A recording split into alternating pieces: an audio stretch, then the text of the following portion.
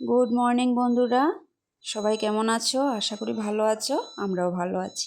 তো দেখো, আজকে বানাবো আমি এঁচোড়ের সবজি।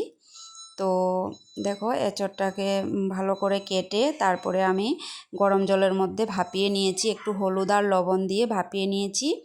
তো এখন রান্না করব। দেখো, এখন কড়াই গরম হয়ে গেছে, কড়াইতে দিয়ে দেব আমি তেল। তেল দিয়ে তো এঁচোড়ের মধ্যে যে আলুগুলো দেব সেগুলোকে আমি একটু হলুদ দিয়ে ভেজে নেব। তো আজকে আমি প্রথম রান্না করছি এঁচোড়টা। তো মোবাইলে দেখেছি, আমিষ দেখেছি বানানো, নিরামিষটা দেখিনি। তো আজ আমি নিরামিষ বানাচ্ছি, কারণ হচ্ছে আজকে আমাদের নিরামিষ। তো দেখো, আলুটাকে আমি ভেজে নিচ্ছি হলুদ দিয়ে। তো জানি না কীরকম হবে, তো চেষ্টা করছি ভালো করবার। তো দেখি কি হয়, প্রথম রান্না। তো দেখো, আলুগুলোকে ভালোভাবে একটু একটু লাল লাল করে ভেজে নেব, বেশি লাল করব না, অল্প অল্প করে ভেজে নেব। ভেজে তারপরে এই দেখো, আলুটা ভাজা হয়ে গেছে, এখন আমি আলুটাকে নামিয়ে নেব। অল্প ভাজা হলেই হবে, বেশি লাগবে না। তো এই আলুটাকে তুলে তারপর আমি এঁচোড়টাকেও একটু, এই দেখো, অল্প তেল দিয়ে আমি একটু ভেজে নেব, একটু হলুদ দিয়ে ভেজে নেব। তো দেখো, ভেজে নিচ্ছি। আর একটু ওইদিকে আমার মেয়েটা একটু চিৎকার করছে, একটু মানিয়ে নিও। তো দেখো, এঁচোড়টাকে আর কাটাটাও আমি জানি না, তো কেটেছি। যদি কাটা কীরকম হয়েছে, কীরকম না, তোমরা জানিও। আমি তো পারি না, তো কিভাবে কাটতে লাগে তাও জানি না, তারপরও কেটেছি নিজের থেকে। কেউ নেই ঘরে, কে শিখিয়ে দেবে, আমি আমার নিজের থেকেই কেটেছি।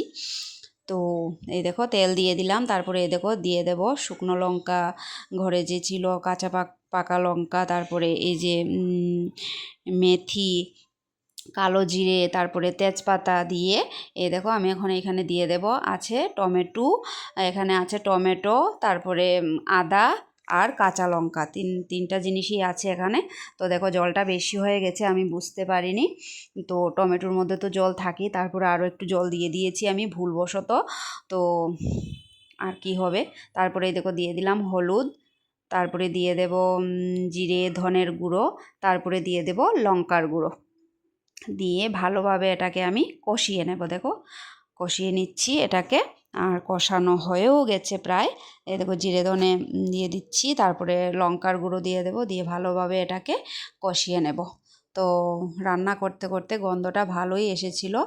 তো ভয়েস দিয়েছিলাম, কিন্তু ভয়েসটা কেটে দিলাম, কারণ ওইদিকে মেয়েটা টিভি দেখছিল তাই। তো দেখো, ভালোভাবে আমি কষিয়ে নিচ্ছি, কালারটা সুন্দরই এসেছে। তারপর আমি এই দেখো, ভালোভাবে কষানো হয়ে গেছে, তারপর আমি আলু আর এঁচোড়টাকে আমি এর মধ্যে দিয়ে দেব, দিয়ে ভালোভাবে কষিয়ে নেব। তো দেখো, এই দেখো, আর একটু বেশি আছে এঁচোড়টা, কারণ মানুষ অনেক কয়জন, তো এই জন্য একটু এঁচোড়টা বেশি। কড়াই ভর্তি হয়ে গেছে। আর এই যে নতুন কড়াইটাতে আমি আজকে রান্না করছি, এটা এনেছিলাম, ভালোই লাগছে। তারপরে ঢাকা দিয়ে দিলাম, 5-7 মিনিট মতো ঢাকা ছিল, কারণ আগে তো ভাপিয়ে নিয়েছি এঁচোড়টাকে, এখন বেশি টাইম লাগবে না। তো দেখো আমি কি করলাম, আমি লবণটা দিতেই ভুলে গিয়েছিলাম, লবণটাও দিয়ে দিলাম, মনে হলো, না হলে তো আমার রান্নাটা আজকে যেত। তো দেখো, দিয়ে দিয়েছি লবণ, দিয়ে ভালোভাবে আবার কষিয়ে নেব।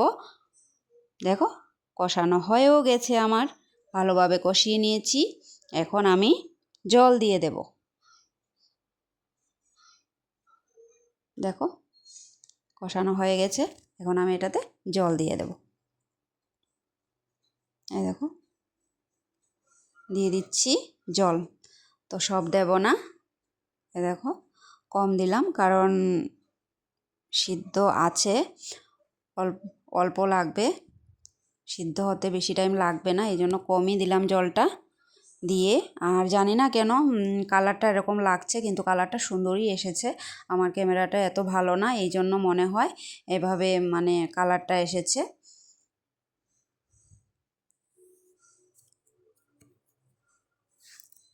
তো দেখো এখন ঢাকা দিয়ে দেব। এই যে ঢাকাটা তুলেও নিচ্ছি, এই দেখো কালারটা সুন্দরই এসেছে, কিন্তু জানি না ক্যামেরার মধ্যে কেন জানি এরকম কালারটা আসছে। তো এখন একটু দিয়ে দেব গরম মশলা, দিয়ে দেব একটু চিনি, দিয়ে দেব। এই দেখো গরম মশলা আমি দিয়ে দিচ্ছি, ধোয়ার জন্য দেখাই যাচ্ছে না কিচ্ছু, তো একটু মানিয়ে নিও আর প্লিজ আমার পাশে থেকো। তো দেখো গরম মশলা, এই যে গরম মশলা দিয়ে দিয়েছি। এখন দিয়ে দেব আমি একটু চিনি, এই দেখো চিনি দিয়ে দিলাম। তারপর দিয়ে দেব একটু ঘি, একটু নাড়াচাড়া করে তারপর নামানোর আগে একটু ঘি দিয়ে দেব। এই দেখো দিয়ে দিয়েছি ঘি। তারপরে আবারও ভালোভাবে এটাকে আমি ভালো করার চেষ্টা করছি। এই দেখো লাস্ট পর্যন্ত এই হচ্ছে আমার এঁচোড়ের তরকারি, যাই বলো রেসিপি বলবো না আমি। তো কেমন হয়েছে জানিও, আর যদি ভালো লেগে থাকে একটা লাইক কমেন্ট শেয়ার করে দিও, আর পাশে দেখো, ঠিক আছে? ভালো থাকো, টাটা।